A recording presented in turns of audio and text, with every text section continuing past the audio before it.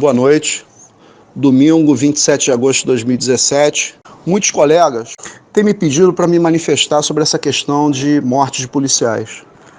Para mim é um tema difícil, é um tema delicado, porque envolve dor, né? Dor das famílias principalmente, mas enfim, até mesmo para atender esses reiterados apelos dos colegas, principalmente os policiais mais novos, que estão muito inquietos com isso tudo. Eu vou fazer algumas reflexões, vou ser breve, né? Embora o assunto seja complexo, A primeira reflexão que eu faço é a seguinte: muitos policiais questionam que nunca antes se matou tanto policial como agora. Isso não procede. Para provar isso, eu peço a você que procure no jornal O Globo de hoje, domingo, 27 de agosto, a página 14, tem uma matéria intitulada Rio Sem Lei. Números de uma guerra. Policiais mortos nos últimos 23 anos.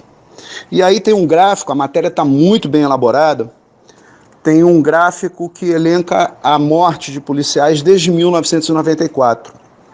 Em 94, eu estava estudando para o concurso da polícia. Foram 227 policiais mortos. 227. Em 1995, que foi o ano que eu efetivamente entrei na Polícia Civil, foram 189 policiais mortos. Em 2017, até a presente data, 27 de agosto, temos 100. Em 2016, tivemos 147. Em 2015, 119. Portanto, não procede essa história de que nunca antes morreu tanto policial. Não. Esse fenômeno, infelizmente, é antigo, vem de longa data, e a gente tem que questionar, né, o porquê. Existem muitas causas, mas eu arrisco dizer que talvez a principal causa do enorme morticínio, né, do assassinato sistemático de policiais no Rio de Janeiro, seja que no Rio de Janeiro, ao contrário de qualquer lugar do mundo, e aqui eu abro um parênteses, ser policial é perigoso. Tem lugares no mundo afora em que matam policiais. Só para citar um exemplo, a cidade do México tem um grande problema relativo aos cartéis, né, de drogas mexicanos que matam policiais lá também. Isso aí não é difícil de saber, está na internet, enfim. Agora, eu não conheço... Desculpem. Agora, eu não conheço um lugar como o Rio de Janeiro em que matar um policial seja uma forma de ascensão na hierarquia do crime.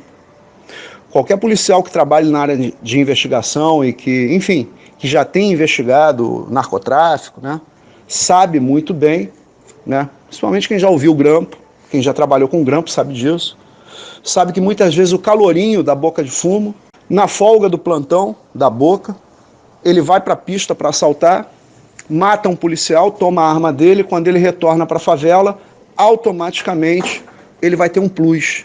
Ou seja, ele ascende na hierarquia do crime por ter matado um policial. Essa é a primeira reflexão.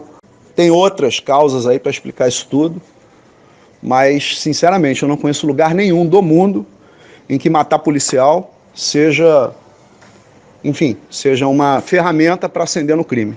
Pelo contrário, na maioria dos lugares aí fora, o criminoso ele evita matar o policial porque ele sabe que ele vai ter uma resposta mais severa das autoridades quanto a isso. A segunda reflexão que eu queria fazer é sobre a inversão de valores que a gente percebe nessa questão da morte dos policiais. Explico.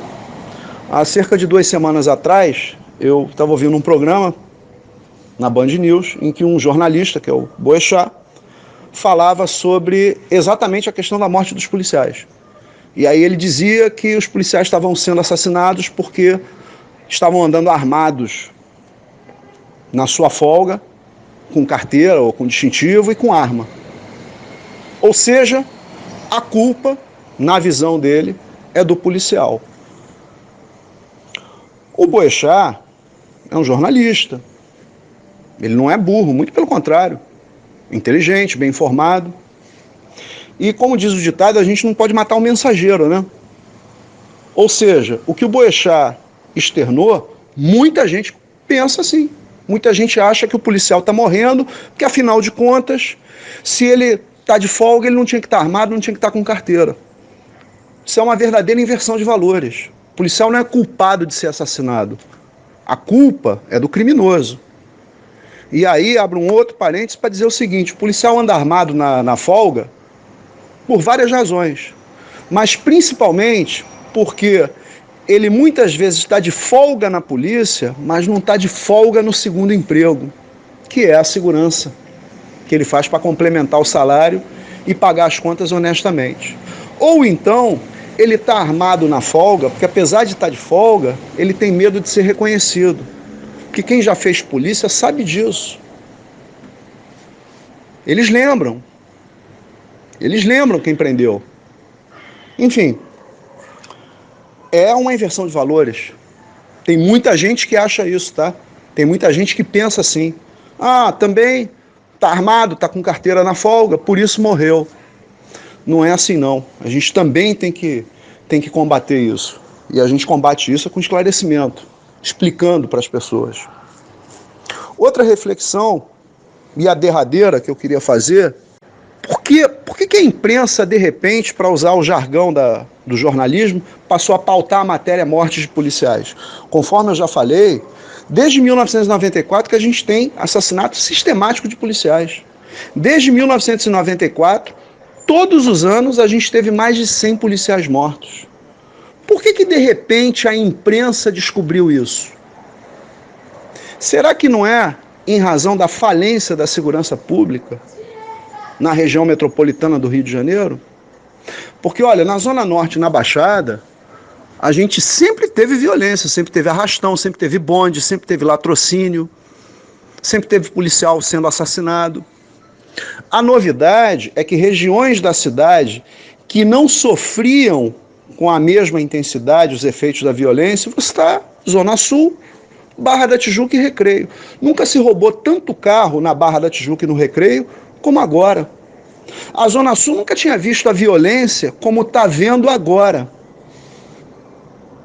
E os formadores de opinião moram aonde? Moram na Baixada? Moram na Zona Norte? E aí descobriram, né?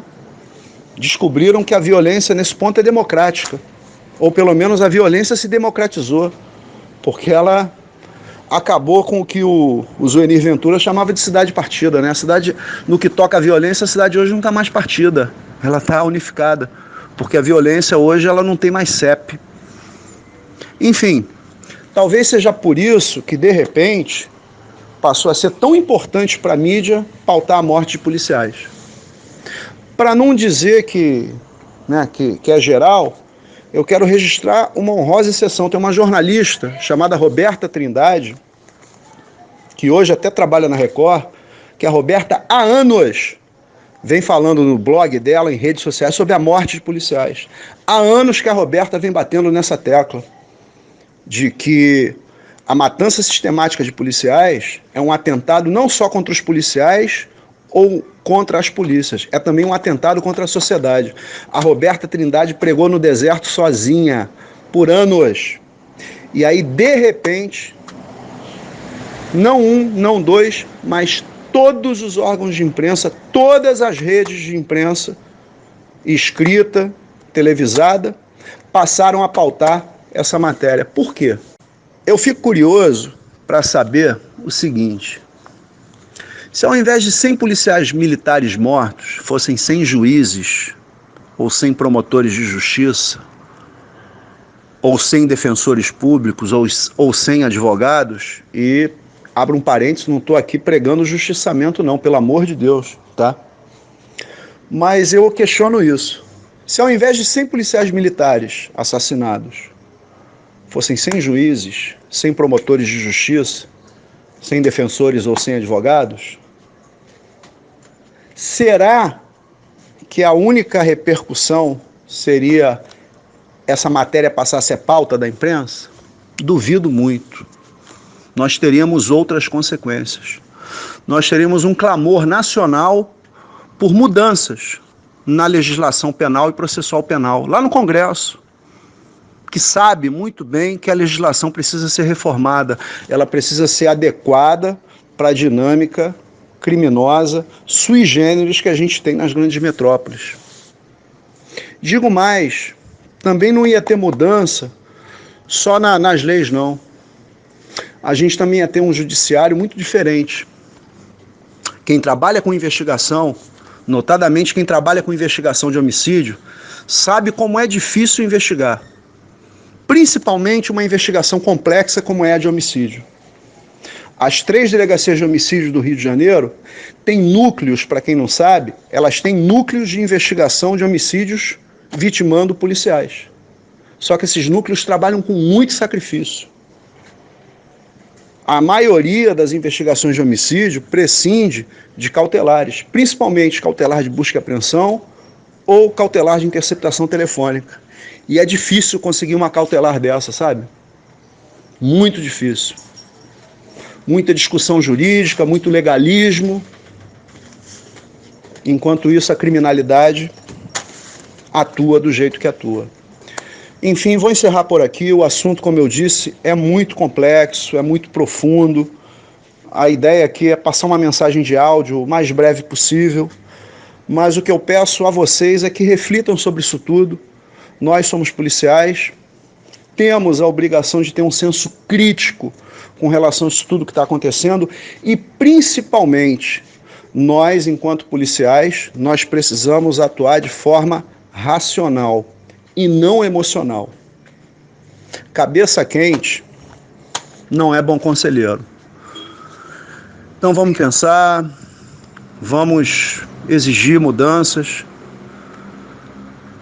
e principalmente, vamos torcer para que essa questão seja um objeto de reflexão não só nossa, mas não só dos jornalistas, não só dos políticos, não só dos juízes, dos promotores, dos defensores, dos advogados, mas de toda a sociedade. Tem uma frase muito famosa, circula aí pela internet, que diz que a última barreira entre a sociedade e a barbárie são os policiais. E essa barreira hoje está muito enfraquecida, está muito vulnerável. A gente precisa fortalecer essa barreira. Se isso não acontecer, enfim. Obrigado por me ouvirem até aqui. Boa noite a todos e que, na medida do possível, os familiares desses colegas que partiram aí de forma tão cruel, de forma tão dura, que os familiares possam ter alguma forma de consolo, possam... Enfim, eu, em 22 anos de polícia, já tive a infelicidade de enterrar colegas. E pra gente, como colega, é muito difícil mesmo. É muito duro você enterrar um colega policial. Para a família, então, eu não consigo imaginar a dor que deve ser. É isso, gente. Obrigado, um abraço. Estamos aí.